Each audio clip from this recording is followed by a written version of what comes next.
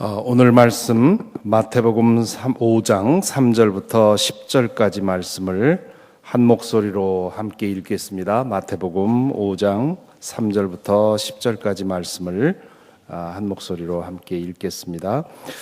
마음이 가난한 사람은 복이 있다. 하늘나라가 그들의 것이다. 슬퍼하는 사람은 복이 있다. 하나님이 그들을 위로하실 것이다. 온유한 사람은 복이 있다. 그들이 땅을 차지할 것이다. 의에 줄이고 목마른 사람은 복이 있다. 그들이 배부를 것이다. 자비한 사람은 복이 있다. 하나님이 그들을 자비롭게 대하실 것이다. 마음이 깨끗한 사람은 복이 있다.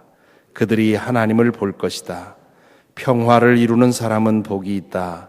하나님이 그들을 자기의 자녀라고 부르실 것이다. 의를 위하여 박해를 받는 사람은 복이 있다. 하늘나라가 그들의 것이다.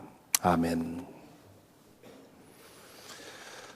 산에 오르셔서 예수께서는 먼저 복에 관한 말씀을 하십니다.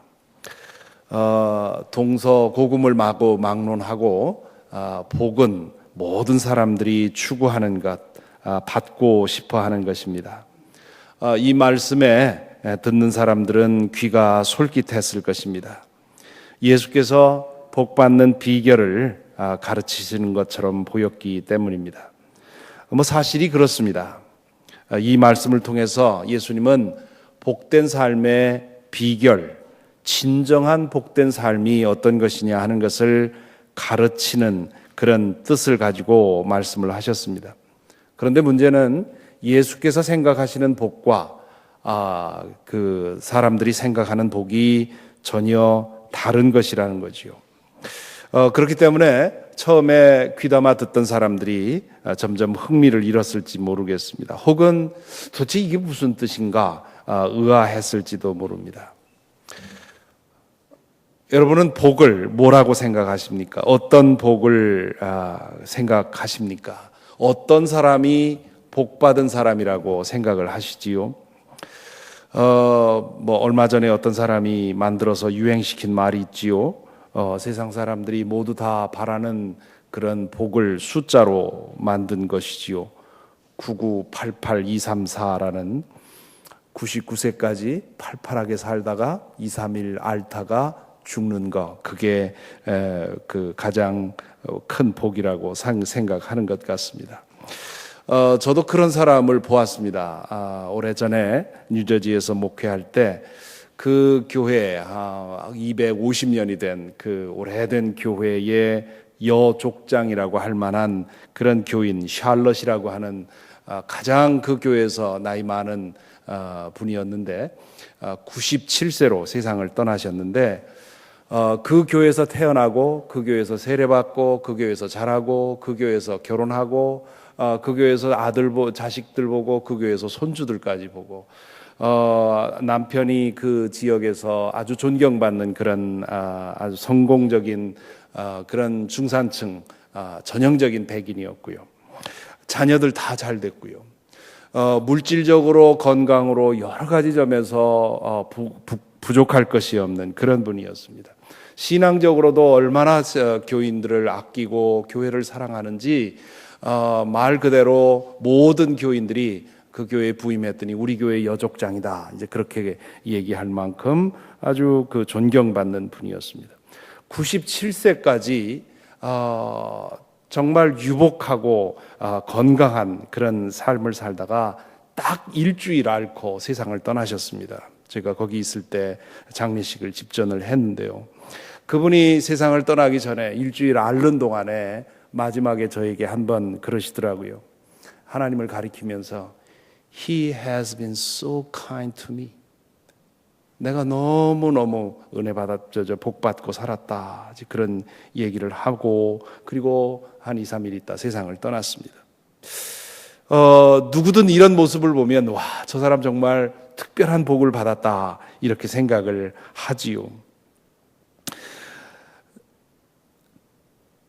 목사님들이 보통 축복 기도할 때 자주 쓰는 표현이 있습니다. 하늘의 신령한 복과 땅에 기름진 복을 충만하게 주시옵소서. 뭐 그런 기도를 하는데 그 모든 것을 소유한 것처럼 보이는 그런 사람이지요.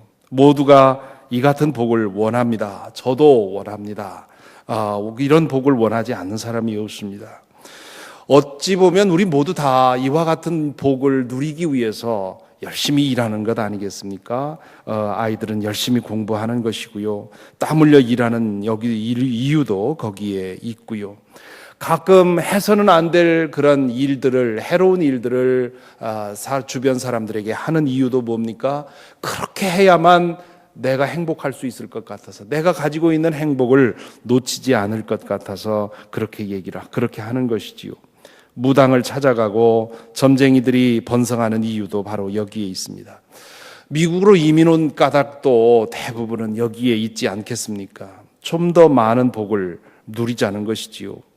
예수님을 따라 산으로 올라간 사람들도 그와 같은 복에 대한 그런 기대감을 가지고 갔을 것입니다. 그래서 복 있는 사람은 이런 사람이다. 우리 번역에는 마음이 가난한 사람은 복이 있다 이렇게 돼 있지만 원래 예수께서 사용하신 말을 보면 복이 있다. 마음이 가난한 사람들. 이렇게 복이 있다는 말을 먼저 하셨거든요. 복이 있다 했을 때 누가 복이 있나? 어떤 사람이 복이 있나 생각을 했겠지요. 그런데 예수께서 나열하는 복 있는 사람들의 그림이 우리가 보통 생각하는 제가 좀 전에 말씀드린 제가 만났던 샬럿이라는 그런 여족장의 그림과는 전혀 다른 그런 그림입니다. 첫째로 마음이 가난한 사람은 복이 있다 그렇게 말씀하십니다. 얼른 보면 욕심 없는 사람은 복이 있다 이런 뜻인 것처럼 보이는데요. 원어의 의미는 그렇지 않습니다.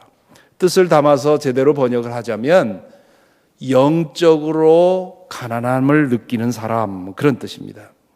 가난함도 그냥 내가 부족하다 하는 그런 느낌이 아니라 완전한 적빈 상태, 아주 아무것도 없는 그런 상태를 가리킵니다. 그래서 종교개혁자 마르틴 루터는 이 마음이 가난한 사람이라는 말을 이렇게 번역을 했습니다. 하나님 앞에서 나는 거지입니다 라고 고백하는 사람, 그런 사람은 행복하다 그렇게 얘기를 했습니다.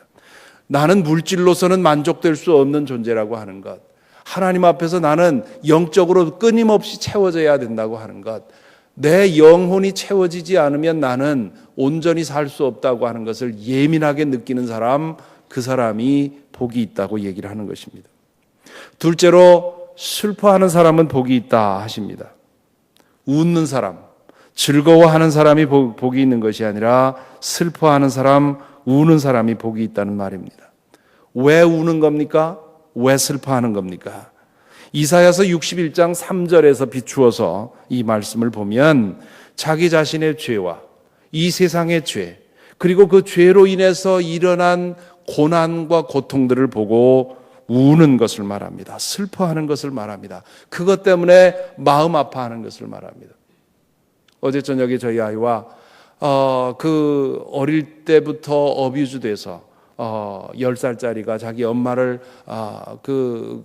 총으로 쏴서 죽게 한, 그리고 그 일로 인해서 그 아이가 어떻게 자랐는지, 얼마나 열악한 상황에서 어뷰즈 됐는지, 그 사건이 난 후에 그 아이를 조사해 보니까 한 사람이 가질 수 있는 모든 심리적인 질병들을 다 가지고 있는 그런 문제였다고 하면서 그런 얘기를 나눈 적이 있습니다. 이런 한 사람이 태어나서 철저하게 어뷰즈는 될 수밖에 없는, 그리고 그 아이가 누구에게나 그런 피해를 줄 수 있는 그런 상황을 보면서 아파하는 것, 세상이 왜 이렇게 깨졌는지, 그리고 나의 속에도 그런 가능성이 있다고 하는 것, 그거를 예민하게 느끼며 아파하며 때로 슬퍼하는 것, 이 사람이 복되다는 얘기입니다. 셋째로는 온유한 사람이 복이 있다고 말합니다. 천사 같은 미소를 머금고 굽신굽신하는 사람이 온유한 사람이 아닙니다. 온유함이 무엇인지 가장 잘 말해주는 말씀이 시편 37편입니다. 이 말씀에 의하면 온유함이라고 하는 것은 내가 내 권리를 지킬 수 있는 파워가 있음에도 불구하고 하나님께서 바로잡아 주실 것을 믿고 의지하고 내 파워를 사용하지 않고 그대로 묵묵하게 견디는 것을 말합니다. 자신의 권리를 보호하기 위해서 악다구니로 싸우는 것이 아니라 하나님께 맡기고 양보하고 손해보고 때로는 져주는 것, 그것이 온유한 것입니다. 넷째로 의에 줄이고 목마른 사람은 복이 있다, 그렇게 말합니다. 줄이고 목마른 것, 미국에서는 별로 경험 못하지요. 군대 가서 저는 여러 번 그런 것을 경험을 했는데요. 줄이고 목마르면 그것밖에 보이지 않습니다. 의에 줄이고 목마르다고 하는 것은 의가 그 사람의 가장 중요한 관심사라는 뜻입니다. 여기에 의라고 하는 것은 하나님의 뜻입니다. 하나님의 뜻은 무엇입니까? 우리가 구원받는 것입니다. 내가 구원받고 이 세상 모든 사람들이 구원되는 것, 그것에 대해서 그것이 가장 큰 관심사인 사람, 그 사람이 복이 있다고 말씀하십니다. 다섯째로 자비한 사람은 복이 있다 그럽니다. 히브리 말 자비라는 말은 자궁이라는 말에서 나왔습니다. 그러므로 자비라는 말은 자녀를 대하는 어머니의 심정을 가리킵니다. 다른 사람의 처지를 마음으로 아파하고 그 사람을 위해서 자신의 것을 기꺼이 내어주는 그런 어머니의 마음, 그 마음이 바로 자비입니다. 여섯 번째로 마음이 깨끗한 사람은 복이 있다 하지요. 깨끗한 마음은 하나님에게 집중된 마음을 가리킵니다. 조율된 마음을 가리킵니다. 우리의 마음이 하나님에게 집중되고 조율되면 자연히 깨끗해집니다. 하나가 됩니다. 일곱째로 평화를 이루는 사람은 복이 있다고 하지요. 원어를 직역하면 평화를 만드는 사람이라 그렇게 직역할 수 있습니다. 여기서 평화는 화해를 가리킵니다. 갈등과 분쟁 중에 있는 사람들, 그런 사람들을 화해하게 만드는 일은 위험하기 짝이 없는 일입니다. 양편 모두에게서 비난받을 수 있는 그런 일입니다. 여덟 번째로 의를 위해서 박해받는 사람은 복이 있다고 하지요. 여기에서의 의는 역시 하나님의 뜻, 모든 사람들의 구원입니다. 모든 사람들이 이 세상 모두가 구원받는 일을 위해서 일하는데 박해받는 것까지도 개의치 않고 끝까지 일하는 사람, 그런 사람이 복이 있다, 그런 얘기입니다. 자, 여기 8가지가 예수님이 말씀하고 싶은 다는 아닙니다. 그 중에 일부 예를 든 것이겠지요. 예수님은 여기서 우리가 흔히 생각하는 복에 대해서는 언급하지 않습니다. 아니, 예수님이 여기서 말씀하시는 그런 방식대로 산다면 세상적인 복과는 상관없이 살아야 할 그런 때가 더 많을지도 모르겠습니다. 우리의 삶과 우리의 삶의 관심과 목표가 전혀 달라져야 할 것입니다. 육신보다 영혼에 더 예민한 관심을 두고 살고 하나님의 뜻을 이루는 것이 최상의 목적, 나의 가장 큰 관심사가 되게 하고 자신의 힘을 사용하기보다는 하나님의 처분에 맡기고 하나님이 다스린다는 사실을 믿고 진실하게 믿고 때로 내 파워, 내가 가지고 있는 술수, 내가 가지고 있는 능력을 사용하지 않는 것, 그리고 세상의 평화를 위해서 내가 할 수 있는 모든 일을 하는 것, 그렇게 사는 것, 이것이 복되다고 하는데요. 이렇게 사는 사람 우리 주변에서 가끔 보지 않습니까? 그런 사람들이 얼마나 행복하던가요? 오히려 세상적으로 보면 그런 사람들이 덜 행복하고 더 문제를 겪는 경우를 보게 됩니다. 이 8가지의 복을 뒤집어서 표현을 해보면 그 의미가 무엇인지 좀 더 자세히 알 수 있습니다. 팔복을 뒤집어서 말하면 이렇게 됩니다. 물질만을 위해 힘쓰는 사람은 복이 있다.